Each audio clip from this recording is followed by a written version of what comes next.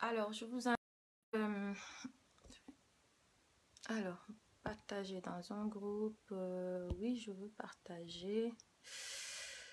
Je veux partager partout quand même, hein, parce que c'est quand même... je vais partager cette vidéo. Voilà.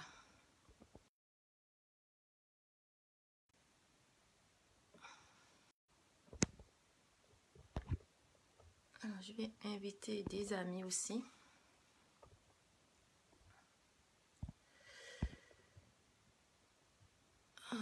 Je vais identifier des amis pour qu'ils suivent ce live.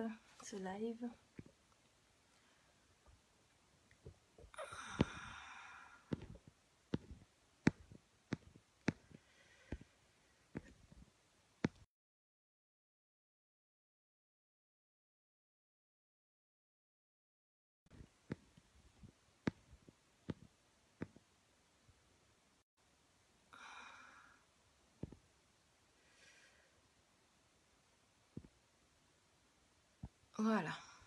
Donc,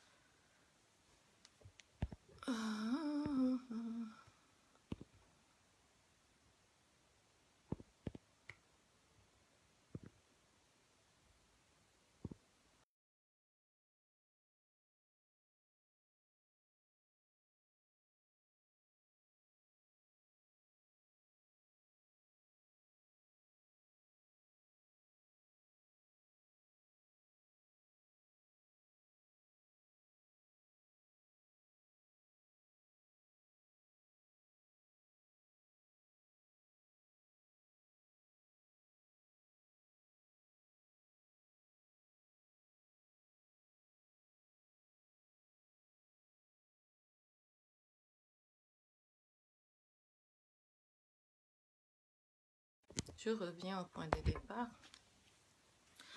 Alors, bonjour, là, je lance ma vidéo et je dénonce un peu ce qui se passe maintenant. J'aimerais que vous vous mettez nombreux à partager au maximum parce que ce qui se passe là, c'est très très grave. C'est grave. D'habitude, là, aujourd'hui, je sors de mon silence parce que je suis dans l'injustice totale, une injustice totale, vraiment.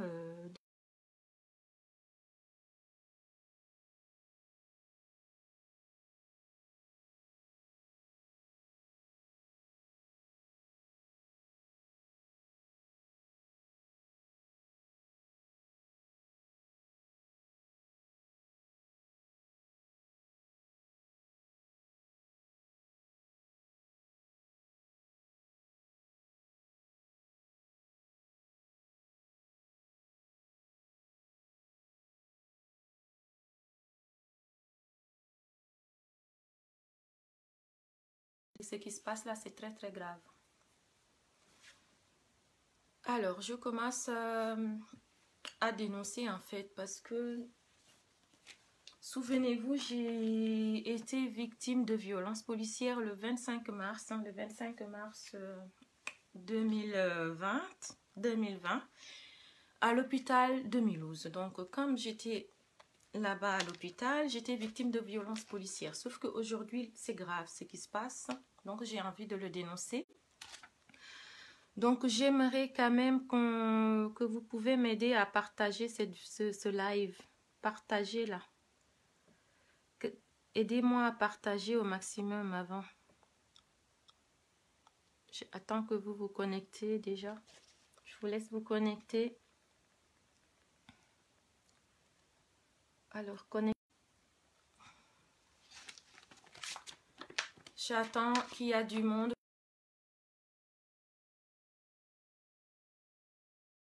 C'est très très grave. Je vous laisse vous connecter. Connectez-vous, vraiment c'est grave. Quand je vous dis que c'est grave, c'est très très grave. D'habitude je parle pas comme ça. Je vous laisse partager au maximum. Parce que ce que je... Ouais, allez-y, partagez partagez.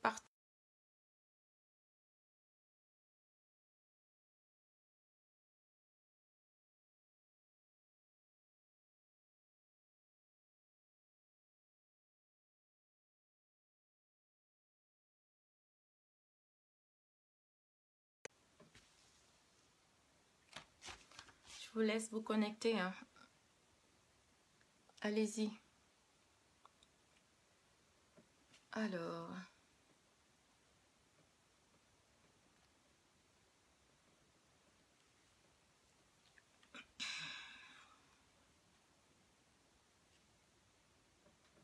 Je vous laisse vous connecter. Et dites-moi si le son est bien. Coucou Christine. Je vois que vous êtes là. Alors là, ce que je vais dénoncer aujourd'hui, c'est très très grave. Et j'ai besoin de votre soutien pour que ça s'entende. Parce que c'est très très grave. Vraiment. Parce qu'il faut que je le dénonce, quoi. Là, je suis chez moi. Là, il faut que je le dénonce vraiment. Je vais le dénoncer. Donc, là, si vous pouvez partager, hein, partagez au maximum. Je vous en prie, partagez vraiment pour m'aider aussi. Parce qu'il y a des choses qui se passent qui ne sont pas légales dans ce pays et j'ai envie de le dénoncer. J'ai envie de crier haut et fort cette injustice qui est anormale dans ce pays. Donc, j'ai envie d'en parler. Donc, j'ai envie d'en parler, c'est ça. Donc, voilà, je commence, hein, comme il y a... Même après, si vous partagez, ça ira. Donc, le 25 mars 2020, donc je m'adresse à Monsieur Emmanuel Macron, parce que c'est le président de la République de France. Donc, avant de commencer, je m'appelle Marie Ndiaye. Je suis d'origine sénégalaise. Donc, mon pays d'origine, c'est le Sénégal. Hein. Je commence par là. Donc, mon pays d'origine, le Sénégal. J'ai ma mère qui m'a mis au monde au Sénégal. Elle s'appelle Nyanya Ndoye. Donc, aujourd'hui, je suis la fille adoptive en France. La fille adoptive en France de Marianne, en fait. Vous voyez? Marianne m'a adoptée en France et je ne suis pas prête de la décevoir. Vous voyez? Donc, je suis l'enfant de la France et l'enfant du Sénégal. Vous voyez? J'ai mes deux mains, une sénégalaise, une française. Ça se passe, ce que je vous dénonce aujourd'hui, ça se passe ici en France. Les pays des droits de l'homme. Les pays des droits de l'homme, vous savez, en France, il y a la liberté, égalité, fraternité. Donc, j'aime la France parce que Marianne m'a adoptée. Et je ne suis pas prête de la décevoir. Et j'ai les valeurs de la République française, les principes. Donc, ce que je vais vous expliquer, je suis aide-soignante. Je suis aide-soignante. J'ai travaillé dans les hôpitaux de Mulhouse. Dans l'hôpital où j'étais à Mulhouse. Donc, comme on est des numéros aussi au niveau de la fonction publique, mon code agent c'était le 37 32 29. Pour ceux qui ne savent pas si j'ai travaillé à l'hôpital, voici des fiches de paye du centre hospitalier de Mulhouse. Hein? Tout ça, c'est des tonnes de fiches de paye qui prouvent que j'ai travaillé au centre hospitalier de Mulhouse. Vous voyez, tout ça. J'ai travaillé aux urgences, en cardio, en médecine interne, en gérontologie. J'ai fait des stages en réanimation médicale, en réanimation chirurgicale. J'ai travaillé dans un service UHA à la maternité, un service détaché à la maternité. Donc, pour ceux qui ne me connaissent pas, c'est Marie aide-soignante. Donc, voilà tous mes panoplies de fiches de paye des hôpitaux de Mulhouse, que vous voyez. D'accord? Et mon matricule, c'était le 37 32 29. Comme on est des numéros, tous les soignants sont considérés aujourd'hui comme des numéros. On est des matricules. On est des matricules à l'hôpital. D'accord? Donc, voilà, je reviens aussi. J'ai travaillé aussi dans des maisons de retraite. J'ai travaillé dans les services à domicile. Donc, je ne suis pas la fille de Marianne qui reste en France. Les mains croisées, je ne fais rien. Je travaille. Si Marianne m'a donné la possibilité de vivre ici, de m'adopter, je travaille aussi pour lui prouver qu'elle peut compter sur moi pour construire ce pays, l'évolution de la France. Parce que la France, c'est pas seulement les enfants sous de Marianne. Les enfants qu'elle a adoptés, ils participent aussi à la France. C'est pas parce qu'aujourd'hui, cette identité qui fait que je suis une Française. Non, je suis déjà française depuis le Sénégal. Mon père est un ancien combattant. C'est un ancien combattant, donc je le dis haut et fort. Le Sénégal, c'est une nation de la France. C'est un pays de la France. Des soldats sénégalais sont venus travailler ici en France. Donc aujourd'hui aussi, c'est la continuité de tout ça.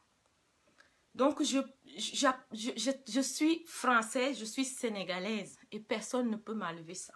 C'est pas cette identité-là qui fait que je suis française. Voilà. Que je l'ai ou pas, ça ne m'enlève pas l'amour d'être française. Donc aujourd'hui, je reviens sur tout ça. J'ai été convoquée le 24 mars. Aujourd'hui, c'est mon 9 de Pâques là. Vous voyez mon ventre là, il va exploser. Donc, je ne peux plus garder ça comme secret. Alors, j'arrive le 25 mars à l'hôpital de Mulhouse. Ça, c'est ce que je vais vous résumer vite fait parce que c'est quand même un peu long ce que je vais vous raconter parce que j'ai envie que toute la France sache la vérité sur ce qui m'est arrivé. Parce que la vérité, on ne le verra jamais dans les tribunaux. La vérité de tout ce qui se passe actuellement, ce n'est pas dans les tribunaux qu'on va le trouver. Donc, cette vérité-là, je vais le chercher dans la rue, le tribunal de la rue. Je vais moi-même partir, aller voir des gens, aller en parler partout dans le monde. C'est pour ça que j'ai envie que cette vidéo, que tout le monde le sait. Parce que les tribunaux, on ne peut pas avoir de vérité en allant dans les tribunaux. Tout est caché. Il n'y a pas une justice ici qui répond au principe de Marianne envers tout le monde. La liberté, l'égalité et la fraternité. Donc c'est pour ça, je reviens juste sur les faits. Donc le 25 mars 2020 à l'hôpital de Mulhouse, une aide-soignante a failli mourir de violences policières lors de la visite de M. Emmanuel Macron. Donc je suis en train d'écrire une lettre à Emmanuel Macron. Est-il anormal de voir une aide-soignante faire son appel de secours pour sa souffrance de manque de moyens médicaux dans un hôpital de soins au moment les plus critiques de la crise sanitaire? Covid-19, surtout dans sa région, l'Alsace. J'habite en Alsace. J'habite en Alsace du côté de Mulhouse. J'habite aussi à Mulhouse, dans une ville à côté de Mulhouse. Donc, où les contaminations, les manques de moyens médicaux, les pertes de soignants, de proches face à ce désarroi, je me suis déplacée pour faire un appel de secours pour les hôpitaux, cliniques, maisons de retraite, services à domicile de l'agglomération mulhousienne. Donc, grâce à M. Macron, là, je veux que votre mascarade judiciaire, là, s'arrête. Là, vous avez touché le fond. C'est pas parce que je suis seule que vous pouvez m'avoir. Je ne vous laisserai jamais ma peau. Que ça soit clair et net. Moi, c'est pas moi que vous voulez détruire. Vous voulez détruire mon fils. Et ça, je vais laisser ma vie. Donc, c'est pour ça que je vous dis, cette mascarade judiciaire, là, il faut que ça s'arrête. Je suis pas... C'est pas maintenant que je vais me taire. Donc, grâce à votre visite, vous, Monsieur Macron, je m'adresse à vous, Monsieur Macron, parce que vous êtes les donneurs d'ordre, c'est vous qui avez donné l'ordre de porter atteinte à ma liberté, mais aussi à mon intégrité. Je n'ai fait de mal à personne. Je n'étais pas dans votre hôpital militaire, car je sais que vous ne manquez de rien et que vous disposez du matériel médical pour votre équipe de soignants. Donc, moi, en tant que marais soignant, je ne dispose pas assez de matériel pour soigner correctement mes patients. Moi, en tant que marais, en tant que patient aussi, je ne peux pas assurer, je ne suis pas rassurée quand je reçois des soins à mes blessures et mes maux lorsque je rentre dans un établissement de santé en France. Car cela fait plus de 30 ans que les choses ne sont pas évoluées. Les policiers que vous avez ordonnés pour me frapper et me mettre en garde à vue avec le procureur de Mulhouse, juste le temps de votre visite, car vous laissez entendre des cris de souffrance d'une soignante, pour vous c'est un délit. Qu'est-ce qu'il y a de plus anormal de voir dans un hôpital en pleine crise un soignant qui crie sa détresse, qui vous demande de l'aide? Pourquoi vous ne voulez pas entendre une soignante qui est en détresse?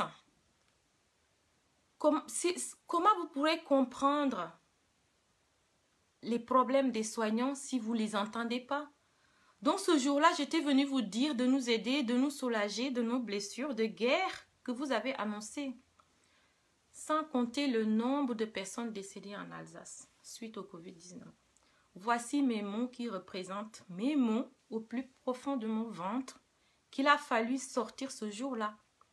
Je suis venue vous dire, Monsieur le Président, au secours, Monsieur le Président, aidez les hôpitaux de Mulhouse. Il nous faut des moyens médicaux, des respirateurs, c'est ça qui sauve des vies. Car nous ne voulons plus de morts, des cadavres, parce que j'ai vu de laisser mourir à l'hôpital. Vous nous dites aujourd'hui que vous aimez les seniors, les personnes âgées. C'est faux. Les personnes que vous voulez protéger ici, c'est tout sauf les seniors. Moi, je me suis occupée des personnes à domicile, des personnes âgées. Vous les laissez mourir. Non-assistance en personnes en danger. Je suis en Alsace, dans une région, une grande région. Une personne de 82 ans qui est entre la vie et la mort. On appelle les urgences. On appelle les SOS médecins. Ils t'appellent, ils répondent, ils te disent qu'on ne peut pas venir. La personne est entre la vie et la mort, en détresse respiratoire. J'appelle les urgences. Ils étaient saturés, personne ne peut venir. De 8h30 jusqu'à 20h le soir, il n'y a aucun médecin, personne n'est venu. J'ai été obligée de déclencher les pompiers. Tout ça est tracé, je vais vous donner le jour, l'heure. Je me suis fait engueuler même par les urgences. Parce que pour eux, c'était un abus d'appeler pour qu'ils viennent sauver des vies à domicile. Vous voyez? Ces gens-là, on les oublie. Ils peuvent mourir dans les maisons. Il n'y a personne. On est en Alsace, on t'appelle les SOS, il n'y a personne qui peut venir. Les urgences, personne ne vient. Donc, si c'est un enfant, il y a un temps délai, il court. Mais si c'est une personne âgée, il y a un laisser mourir. Personne ne réagit. Donc, cette personne, aujourd'hui, il est décédé. Il est décédé vraiment par non-assistance en personne en danger parce que j'ai appelé le matin à 8h30 et la personne a été prise en charge par les urgences. Son médecin est venu. Il y a un médecin qui est venu vers les 20h. Et c'est à ce moment-là qu'il a été pris en charge aux urgences et cette personne est décédée. Non seulement que vous l'amenez à l'hôpital et personne ne le prend en charge, il n'y a pas de secours, il n'y a rien, c'est du laisser mourir. L'euthanasie est interdite en France. Mais quand je vois les personnes âgées que vous ramenez à l'hôpital et qu'on ne fait rien, on les laisse mourir avec des tranquillisants, soi-disant vous les tranquillisez. Non, ça c'est de l'euthanasie, c'est de l'euthanasie déguisée.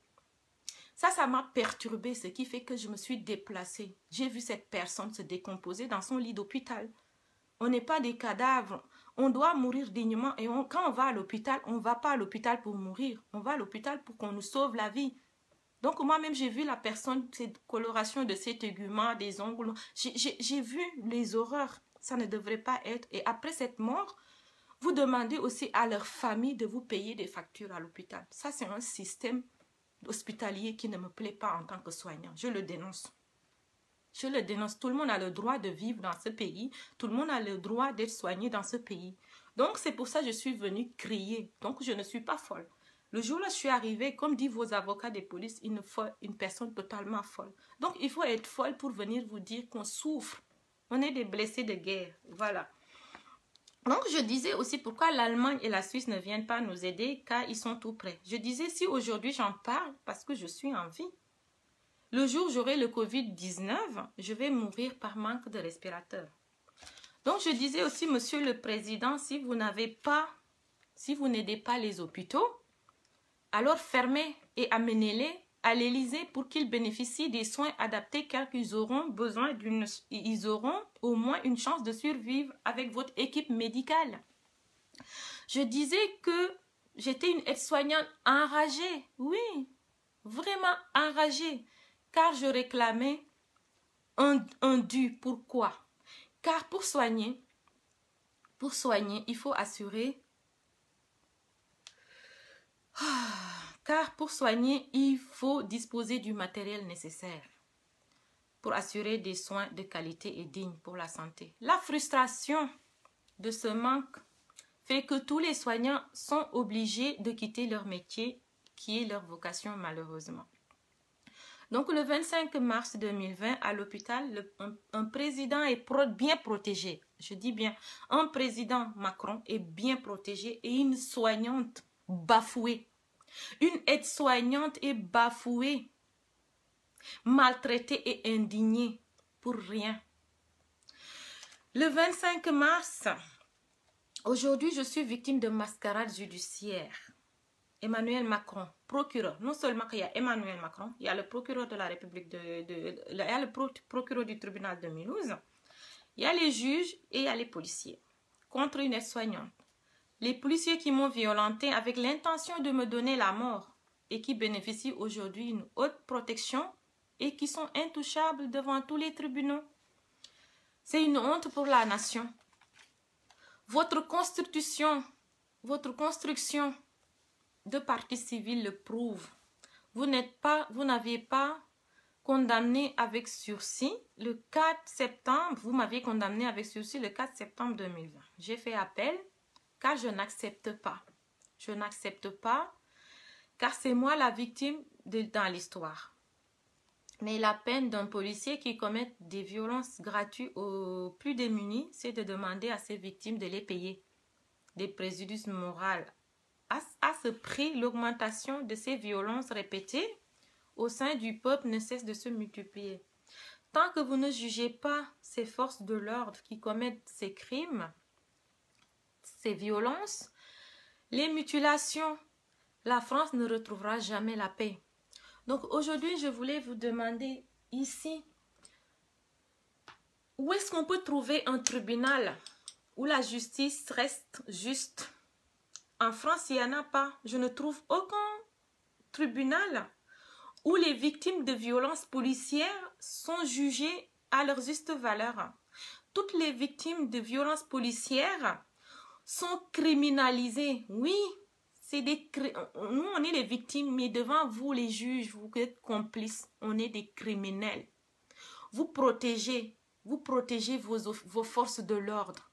C'est une mascarade judiciaire. Voilà ce que je voulais vous dire. Quand j'arrive au tribunal, j'avais ma tenue de soignant là. Que vous voyez cette tenue. Que vous jugez inutile. Vous m'avez dit que cette tenue, elle est inutile. Cette tenue, elle n'est pas inutile. Pour moi, c'est une tenue qui sauve des vies. Parce que quand je mets cette tenue le matin, elle est propre, elle est immaculée. Et quand je le sors, quand je finis mon travail, elle est souillée. Donc, je travaille dur pour sauver des vies. Donc, pour moi, cette tenue, elle n'est pas inutile. C'est pas les tenues de force de l'ordre qui sont importantes dans la société française. Il y a aussi des soignants qui sont dignes. Il y a d'autres métiers. Il n'y a pas de sous-métiers en France. Tous les métiers, tous les corps de métier sont importants en France. Ce n'est pas seulement les uniformes de force de l'ordre. Comme vous m'avez dit que ça ne sert à rien de ramener encore cette tenue, je vais le porter parce que je tiens à cette tenue. Donc, ce que je disais aujourd'hui aussi à Macron, c'est quelque chose qui me tient à cœur. Je ne vous laisserai pas me condamner, me salir, monsieur Macron. Là, ça va aller très loin. Parce que ce diplôme des soignantes là, vous voyez, j'ai eu mon diplôme là. J'ai galéré pour avoir ce diplôme. Vous voyez, j'ai galéré. J'ai fait les 4 temps. Été, hiver, printemps. Avec un... Vous ne savez pas les difficultés qu'on peut avoir en passant notre diplôme. Vous voyez, surtout une femme seule, tu laisses ton enfant de 4 mois, tu vas aller travailler dans les hôpitaux. Tu pars le matin à 6 h. À 5 h du matin, tu quittes chez toi pour être à l'hôpital à 6 h 15. Tu travailles dur. Tu termines juste à 13 h 30. J'avais juste le temps de... J'avais même pas encore de voiture. J'avais juste le temps de prendre le bus pour encore aller dans une maison de retraite. Donc, vous imaginez mon parcours avant d'obtenir ce diplôme d'aide-soignante. Je travaillais encore, j'ai enchaîné mon circuit dans une maison de retraite ici, aux collines à Riedisheim. J'ai travaillé. Donc, vous imaginez le calvaire d'une maman qui se lève 6 h du matin, 5 h du matin, qui travaille dans les urgences, qui travaille dans les services de réanimation médicale, de 6 h du matin, laissant son enfant qui devait rester pour l'allaiter faire ça. Ça, je risque d'avoir des émotions parce que c'est une période qui m'a marquée dans ma vie professionnelle. Ça m'a marqué dans ma vie professionnelle. Je voulais finir avec ça parce que je ne pouvais pas le dire sans pleurer en fait. Vous imaginez, tu termines, tu as carburé le matin, 6 h 15 jusqu'à 14 h à réanimation médicale, avec tous les problèmes que ça dure, avec les équipes. On ne connaît pas votre vie, vous terminez. Au lieu de rentrer chez vous, chercher votre fils à la crèche ou chez la gardienne, vous allez encore continuer à travailler dans une maison de retraite. Vous terminez, vous avez carrément, à force des stations debout, vous avez des jambes enflées comme ça. Pour vous dire que je me suis donnée ici en France. D'accord?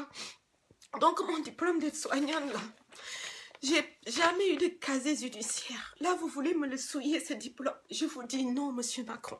Parce que vous voulez me mettre la condamnation de délit d'outrage dessus, dans mon casier judiciaire. Tout le monde sait un casier judiciaire, ce que ça représente pour un soignant. Parce qu'avant qu'on t'embauche dans un service hospitalier, ils vous demandent votre casier judiciaire. Aujourd'hui, vous voulez me mettre un délit d'outrage mensongère sur mon casier judiciaire. Même avec sursis, je ne veux pas. Et je ne veux pas. Même si c'est un sursis, j'accepte pas. C'est pour ça aujourd'hui, c'est mon combat. C'est mon combat quotidien. Aujourd'hui, je ne vous laisserai pas faire, même si vous êtes président. Que ce soit vous, que ce soit les procureurs de Mulhouse, que ce soit la cour d'appel de Colmar, ça va aller même jusqu'à la cour de cassation, juste partout dans le monde. Je ne vous laisserai pas souiller mon diplôme là. D'accord. Quand j'ai passé ce diplôme, voilà ma note que j'ai eue en France. Ça s'est passé ici, l'école d'infirmière de Mulhouse. Je n'ai pas eu ce diplôme au Sénégal, je l'ai eu en France. Donc, j'ai eu une note de 19. Donc, je ne vous raconte pas de conneries. Malgré tout ça, j'ai continué aussi mon parcours pour vous dire que malgré cette souffrance, on n'est pas bien payé. On n'est pas bien payé dans ce service, dans le travail. Donc, à un certain âge, quand votre enfant il a plus de 6 ans, notre salaire de soignant ne suffit plus pour qu'on vive. Parce qu'on doit payer des gardes, des frais de garde qui peuvent être jusqu'à 600 €, 700 € par mois. Si vous enlevez ça de votre salaire, il ne vous reste rien. Donc, ce qui a fait que j'ai fait des services à domicile. Donc, j'ai quitté l'hôpital pour aller dans le domicile. Donc, je m'occupais des personnes à domicile. Vous voyez, tous mes soins tracés. J'avais mes fiches de paye là. Que vous voyez là. Je ne vous raconte pas de conneries. Ça, c'est mes fiches de paye. Malgré tout ça, je vous dis mon parcours. Oh là là, il faut que j'aille me moucher un peu. Alors, je suis aussi, voilà, assistante maternelle. Pareil, attestation. On finit aide-soignant, on enchaîne assistante maternelle.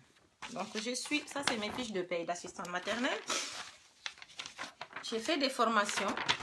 Vous voyez, j'ai ici une note de 20 sur 20. J'ai eu mon agrément. Vous voyez? Donc, je ne suis pas là à ne rien faire. Donc, tout métier est utile. Quand je vous entends dans les tribunaux, que la police travaille, que les forces de l'ordre travaillent. Moi, je travaille aussi. Vous voyez? Au moment où je vous parle, quand vous m'avez arrêté le 25 mars, je prenais soin aussi des enfants dignes, des personnes, des fonctionnaires de police. Des gens qui travaillent pour l'État, qui travaillent pour le peuple, qui sont au service du peuple. Donc, ça, c'est des personnes que je travaillais. Aujourd'hui, je m'occupe aussi d'autres enfants. Donc, entre midi et 2, je m'occupe des enfants. Donc, je ne reste pas les bras fermés, je travaille. Donc, entre l'aide-soignante qui fait des soins à domicile à la maison et l'assistante maternelle qui prend soin des enfants, Et en même temps, je termine, je suis auto-entrepreneur, je gère une société. J'ai une entreprise. Malgré tout ça, tu t'en sors pas. Vous voyez? Vous voyez mes déclarations? Voilà. Là, j'ai un cabinet de bien-être et je m'occupe aussi des personnes qui sont les déprimés de votre système. Non seulement dans mon cabinet, je prends soin de mes frères, de Marianne, de mes sœurs, Marianne, qui viennent me voir. Parce que vous savez que depuis qu'il y a la crise, il y a des milliers de dépressions.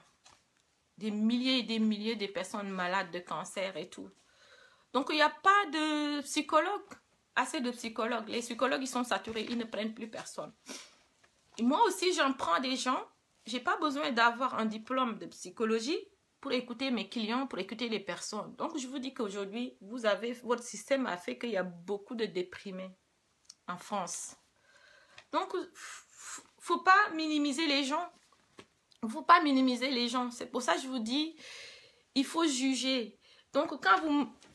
J'arrive. Je vais quand même me moucher le nez parce que là, je suis émue. Voilà. Donc, matin, midi, soir, je travaille. Je gagne ma vie. Je ne compte pas sur vous, Monsieur Macron, parce que vous ne savez pas de si je mange, si j'ai de quoi nourrir mon fils. Vous ne me connaissez pas. Le 25 mars, vos forces de l'ordre ne me connaissaient pas. Aujourd'hui, ils deviennent mes ennemis. Ils veulent ma peau. Vous aussi. Les juges, tout ça. Arrêtez-moi cette mascarade judiciaire parce que je n'ai pas envie de me taire. J'ai pas envie de me taire, hein. Je vais me défendre. Même si aujourd'hui, j'ai pas d'avocat, là, comme la dernière fois. Je vous vois dans la justice, vous venez. Au tribunal, il y avait le juge, le président, il y avait moi. J'étais toute seule. Mais je vous dis que je suis nette de lumière. Hein. Il y a des personnes, vous voyez que j'étais seule, mais je n'étais pas seule. Je suis nette de lumière et Dieu est avec moi. D'accord? Je peux faire trembler la terre entière avec des vibrations parce que je suis une femme connectée. Et je n'aimerais pas que la terre soit vibre, que des vibrations viennent. D'accord? C'est pour ça, vous, votre policier, les forces de l'ordre, ils étaient là, leurs avocats. Ils ont tout. Ils ont les avocats payés et tout. Et moi, c'est comme si je rentrais dans la maison mère des forces de l'ordre. J'étais dans la maison mère des forces de l'ordre. Donc, vous allez juste vous voulez juste classer mon dossier. Hop, c'est fait. Me massacrer, on va dire. Encore me massacrer. Donc, je vous ai dit, je vous demande de faire un report. Je vais chercher un avocat. Parce que vu la situation, avec toutes les accusations mensongères là qui existent dans ce dossier, j'ai envie que ça soit clair. J'ai envie que la justice soit faite. Donc, quand vous entendez dans un procès que les policiers disent qu'elle a raclé la gorge, votre avocat des policiers, là, des forces de l'ordre, qui dit « j'ai raclé la gorge pour cracher », c'est n'importe quoi. N'importe quoi, ça veut dire que j'ai tenté de cracher, j'ai raclé ma gorge. Alléluia. Vraiment, ça c'est du foutage de gueule. Des mensonges comme ça sur moi, c'est n'importe quoi. Je n'ai craché sur personne. Comme c'est dans une scène de théâtre, un de vos forces de l'ordre dit que pendant la première scène, il n'y a pas eu d'outrage. Donc, on est au théâtre maintenant. Au tribunal, c'est un théâtre. Première scène, il n'y a pas d'outrage. C'est au moment de la deuxième scène qu'il y a un outrage. Outrage à agent. Vous avez voulu me tuer, oui. Il y a des violences policières. Les médecins qui arrivent, vous utilisez les certificats médicaux des médecins qui arrivent dans les centres dans les gardes à vue. Ces médecins-là, vous ne leur donnez même pas la liberté, je dis bien, la liberté de faire correctement leur travail. Pourquoi? Parce que c'est les certificats de ces médecins-là qui font témoin quand il y a des procès. Donc, vous dites que toutes les blessures que j'ai eues là, j'étais aux urgences à Mulhouse, hein, j'ai eu des certificats médicaux. J'en ai eu plein de certificats médicaux. J'étais aux urgences à Mulhouse. Ces certificats médicaux, vous les mettez de côté. Donc, vous voulez juste prendre les certificats médicaux. Les médecins qui sont en connivence avec la justice, qui viennent, ceux-là, ils ne viennent pas noter, constater ce que la personne a. Les violences, les traces, tout ça, il ne doit pas marquer. Vous utilisez ces certificats médicaux-là, alors que je suis déçue de ces médecins complices. de ces médecins-là qui n'ont plus la liberté de travailler parce que vous les persécutez aussi dans leur travail. Ça ne devrait pas exister en France. Il faut une justice qui juge tout le monde. Quand les médecins arrivent, le médecin arrive, il va te prescrire juste de la ventoline, il part. Tu lui dis que voilà, regarde. Ah non, non, non, je ne suis pas venue pour ausculter vos blessures, madame. Faut voir ça avec la police. Ça devrait exister pour un médecin. Moi, je suis un soignant. Tu n'as pas le droit de refuser des soins à n'importe qui. Tu dois soigner tout le monde. Et là, quand vous avez vos policiers là, dans les gardes à vue, complices. Et ça, il faut que ça s'arrête. Il faut que ça s'arrête, vraiment, ça s'arrête. Il y a juste mes problèmes, pareil, quand il faut un certificat médical. Un certificat médical. Si c'est un policier,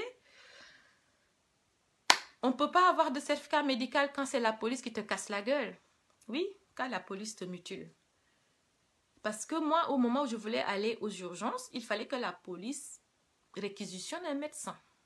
Donc, comme c'est là contre la police, ils n'ont pas réquisitionné un médecin. Je me suis démerdée pour avoir un médecin. Vous voyez, c'est grave. Quand c'est les personnes, quand c'est des personnes qui se font taper, les gens qui ont des violences conjugales, tout ça, certificat médical et tout, mais quand c'est la police qui te violente, il n'y a rien. Donc, on a juste nos yeux pour pleurer. Moi, je vous dis, j'ai besoin qu'il y ait une justice égale à tous les Français, toutes les personnes, je dis même pas tous les Français, mais tout le monde. Parce que tout le monde doit avoir une justice. On est dans un pays des droits de l'homme. Demain, je vais commencer à faire ma campagne de sensibilisation. Je vais aller dans la rue. Je ne vous laisserai pas me détruire. Parce que vous ne voulez pas ma peau, vous voulez détruire la vie de mon fils. Et ça, je ne vous laisserai jamais. Jamais faire ça. Vous ne savez pas. Même avocat ou sans avocat, je vais me défendre jusqu'à la bout de mon souffle que vous voulez prendre. Mon souffle là, vous ne pouvez pas le prendre. Parce que quand Dieu m'a créé, vous n'existez pas encore.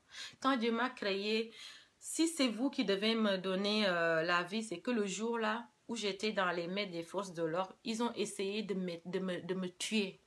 Dieu a dit non. Il m'a gardé en vie. Donc, je sors de ça forte. Si j'étais moi ce jour-là, aujourd'hui, la justice, c'est pareil. Le dossier allait être classé sans suite. Combien de familles, combien de personnes vivent dans cette souffrance de mascarade judiciaire, de mensonges, de dossiers? Pourquoi? Tout ce qui peut contenir dans un dossier qui peut servir pour dénoncer les forces de l'ordre, c'est maquillé, c'est tourné. Délit d'outrage, délit de mensonge. Dès qu'il y a violence policière, il y a délit d'outrage à côté. C'est quoi l'outrage même? C'est quoi l'outrage? Cet mot outrage devait disparaître du langage judiciaire parce que c'est un délit de mensonge. Ça n'existe pas. L'outrage, c'est mensongère. Et je vais me battre. Je vais me battre et je ne vous laisserai pas ma peau. Et j'invite tout le monde pour la liberté d'expression. Je vous invite dans mon procès. Parce que là, comme il y a le confinement, j'ai fait un comité de soutien pour venir au procès le 14 avril là, devant la cour d'appel de Colmar. Il y a un procès. Donc, sur ce procès-là, pour ceux qui veulent me soutenir, je vous invite à venir. Et je vous invite aussi à participer sur ma cagnotte qui est en ligne. C'est le seul moyen qui peut me permettre aussi d'honorer mes frais d'avocat. Si j'ai eu des participations, ça va, je peux me payer l'avocat qui est assez cher. Si j'ai pas, j'irai et j'essaierai aussi de me défendre comme je peux. Donc voilà, je vous demande de partager cette vidéo. C'est important. C'est pas pour moi. Le combat, c'est pas pour moi, mais c'est toute la nation. Ce qui m'arrive aujourd'hui peut arriver à tout le monde. Peut arriver à tout le monde, vraiment. On est dans une peur Tout le monde a peur. Vous avez mis la peur aux gens. Personne n'a plus le droit de parler. Bientôt, on va avoir des masques avec des cadenas dessus. Sinon, on a envie de parler. Il faut même déposer un papier à la préfecture, le signer avant de parler. C'est quoi cette liberté? Toutes nos libertés sont restreintes. On ne peut même plus souffler. On ne peut rien faire dans cette vie. On est localisé. On est écouté. Vous les policiers, les forces de l'ordre, arrêtez d'intimider le peuple. C'est pas comme ça que vous arrivez à avoir monté des grades. On est en train de vous robotiser, de vous mettre en conflit avec le peuple. Au lieu de mettre la sécurité au niveau du peuple, vous nous traumatisez, vous prenez nos libertés. On en a marre de tout ça. On ne vit plus comme avant. C'est sûr que la France, on est dans une angoisse totale. On ne sait pas qu'est-ce qui va devenir nos familles. On ne sait pas ce qu'on va faire un jour parce qu'on en a marre de cette mascarade judiciaire. Moi, j'ai envie juste que vous me laissez tranquille. J'ai autre chose à faire dans ma vie que de rentrer dans votre appareil judiciaire. Si les policiers, là, vous voulez des médailles, des grades, allez voir le président Macron pour qu'il vous augmente des grades parce que vous avez cassé la gueule à une aide-soignante qui était là pour demander de l'aide pour pouvoir soigner ces personnes. Je vous demande de me laisser tranquille. Laissez-moi tranquille, monsieur Macron, monsieur le procureur, les policiers. Et que c'est difficile. Quand tu es devant un tribunal, tu es en face de ton assassin. La femme là qui a voulu te donner la mort dans la voiture, tu es en face d'elle, elle te regarde, elle se fout de ta gueule, elle te sourit, elle te dit bonjour devant le juge, devant tout le monde, elle se fout de la gueule. Ces minorités de personnes méchantes qui torturent la population. Si vous les protégez, ça veut dire que vous leur donnez l'ordre de tuer, de mutiler et ça va continuer, ça va continuer. Je vous dis d'arrêter ça. Je vous dis d'arrêter cette mascarade judiciaire. Moi, ça va aller loin cette histoire. Hein. Là, ça peut faire secouer. Je vous dis, hein, je suis une lettre de lumière. J'ai des vibrations. Et ne cherchez pas à faire vibrer la France à travers ma peau. Ne me prenez pas en bouc émissaire. Hein. Ne me prenez pas en bouc émissaire. Je vous le dis, je sais de quoi je parle. Il faut que vous arrêtez ça. Je veux la paix dans ce pays. Il faut qu'il y ait la paix. Je cherche à avoir la paix. J'ai même pas le temps de vous. J'ai des enfants à m'occuper. J'ai des personnes déprimées à prendre soin dans mon cabinet. Oui, à prendre soin. La France va mal. Beaucoup de gens souffrent. J'ai des personnes âgées à m'occuper à domicile. Laissez-moi tranquille. Ces gens-là ont besoin de moi. Monsieur Macron, vous allez recevoir mon courrier. Vous allez recevoir aussi la clé avec la vidéo de l'hôpital. Même l'hôpital qui est témoin. La police prend les vidéos et elle fait des montages, des trucages. Des trucages, tout est truqué. Et vous utilisez ça à votre guise. Moi, je vais vous envoyer la vidéo dans une clé. Et je vais vous faire parvenir le courrier d'une aide-soignante qui a failli mourir le jour de votre visite. Je suis en train d'écrire ça. Cette histoire-là, si vous voulez me salir mon casier judiciaire, là, ça, mon diplôme d'aide-soignante, il faut que vous marquez ce qui s'est passé. Ce qui s'est passé, ça veut dire une soignante digne de son nom, Marie Ndiaye, a interpellé le président de la République de France pour qu'il puisse venir en aide aux soignants de Milou. J'ai osé le dire. Si c'est ça, quand tu dis ça, t'es folle. J'accepte d'être la seule folle de France qui ose lever la voix pour dire que donnez-nous des moyens médicaux pour soigner nos personnes. Voilà. Donc, je me battrai jusqu'à la fin de ma vie. Là, ça va être le début d'un combat. D'un combat. J'ai pas peur. J'ai pas peur. Ne croyez pas que je suis seule. J'ai pas peur et ça va aller. Je suis avec Dieu. Et quand on a le pouvoir de Dieu, on n'a peur de rien. Votre pouvoir, là, ça s'arrête au tribunal. Vous savez que l'être humain, on est fait on est né poussière et on retournera poussière. Je vous rappelle un peu la divinité, parce que moi, je fais partie du monde de la divinité. Donc, comme vous êtes dans vos tribunaux, vous avez le pouvoir, vous croyez, un jour tout va s'arrêter et tout ça, c'est le pouvoir de Dieu qui va prendre le dessus. Parce que le jour où tu te retrouves devant un cercueil, et c'est là où tu peux dire, Dieu, tu pourrais dire, lever, là Dieu viendra. Et tout le mal que vous avez fait sur terre là, ça va venir. Dieu vous jugera. Et moi j'ai seulement un seul juge juste, c'est Dieu. Et il ne me laissera pas tomber, quoi qu'il arrive. Vous savez, j'ai la puissance, je crois à la puissance divine. Et ça ne me lâchera pas. Ça ne me lâchera pas, quoi qu'il arrive, que vous êtes président de la République, que vous êtes où que vous êtes, je n'ai peur de rien. Je peux vous affronter. Je peux vous affronter. On dit souvent c'est difficile de nager contre le courant. De nager contre le courant, on le dit. Mais je ne me laisse pas faire. Je préfère me battre. Vous savez, je suis née dans un village lébou, à Rufisque, au Sénégal. J'ai jamais appris à nager. Là-bas, on a la mer, on nage. Ici, on apprend à nager. Là-bas, tu nages. Donc, je suis née le 1er août. Le 1er août, c'est connu, je suis une lionne. Vous savez que les lions n'ont peur de rien. Mon nom de famille, c'est Ndiaye. Je vous le dis. Allez au Sénégal. Le lion, c'est un animal doux, mais il ne faut pas la chercher. Là, vous m'avez poussé, vous m'avez touché là, le fond. Le nom Ndiaye, demandé au Sénégal, ça s'appelle aussi les lions. Donc, j'ai mon nom de famille Ndiaye, lion. Je suis née le 1er août, lionne.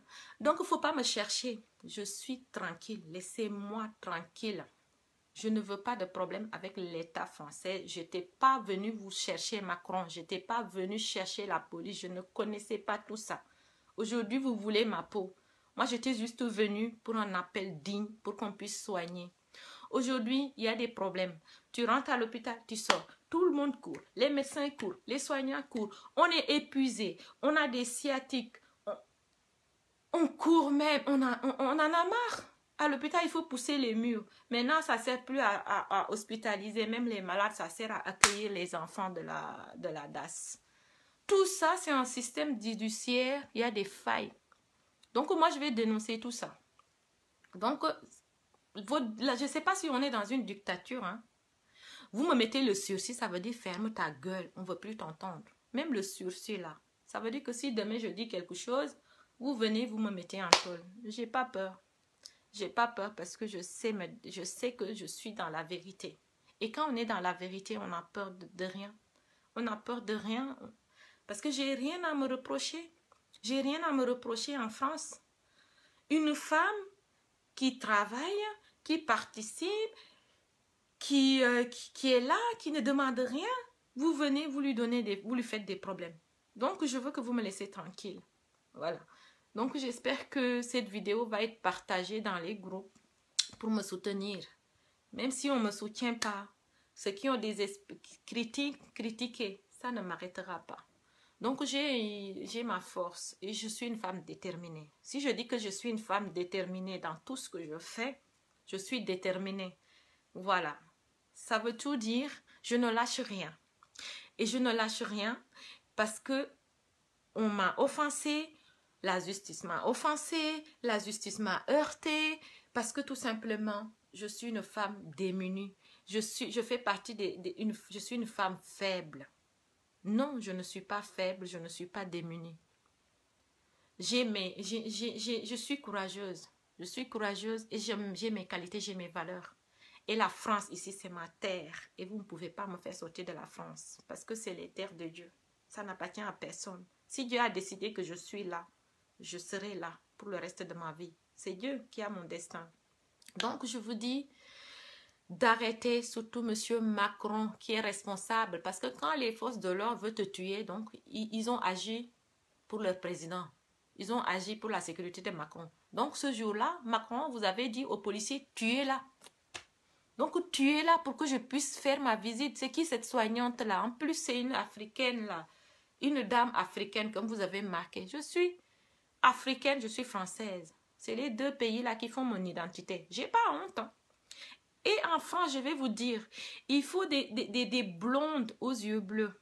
des blondes, des forces de l'ordre blondes aux yeux bleus qui travaillent.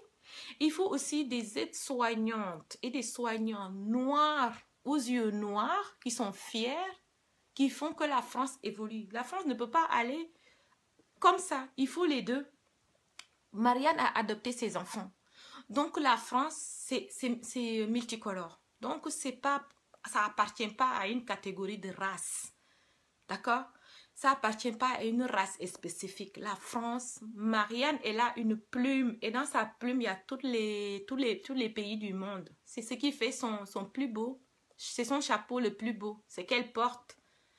Et c'est ce qu'elle représente pour la France. Vous ne pouvez pas faire de division. Vous ne pouvez pas diviser les Français et les Françaises. Et tous ceux qui sont là. À l'hôpital, il n'y a pas que des blonds aux yeux bleus. Il y a toutes les nationalités. Allez dans les services de médecine, de néphro. Il n'y a que des médecins qui viennent d'Afrique, qui viennent d'ailleurs. Vous pouvez compter à tous ces gens qui ne sont pas nés en France, certes, mais qui sont là pour l'évolution de la France. Acceptez. Il n'y a plus personne maintenant.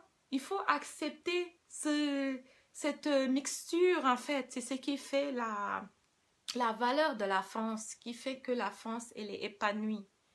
Aujourd'hui, il y a des personnes qui n'osent plus rien dire dans ce pays, plus rien dire.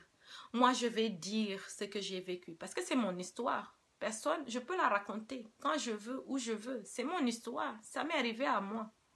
Si Dieu a voulu que je reste en vie, parce que le 25 mars, j'aurais pu mourir. À 5 minutes, une fraction de seconde, tu arrives dans un hôpital, hop, tu avais un micro, ils te prennent, ils te mettent dans une voiture, même pas 5 minutes, tu allais mourir. Donc aujourd'hui, j'ai que ma bouche pour me défendre. Mais est-ce que la vérité, tu ne le trouveras jamais dans les justices. Le système judiciaire, là, les dossiers de violence policière, État, là, tout est... Ils ont les blancos, là. Il n'y a rien. Tu ne peux rien leur dire, tu ne peux rien les reprocher. Mais moi, je vais chercher la vérité au tribunal de la rue. Donc, je vais chercher la vérité au peuple, de l'opinion publique.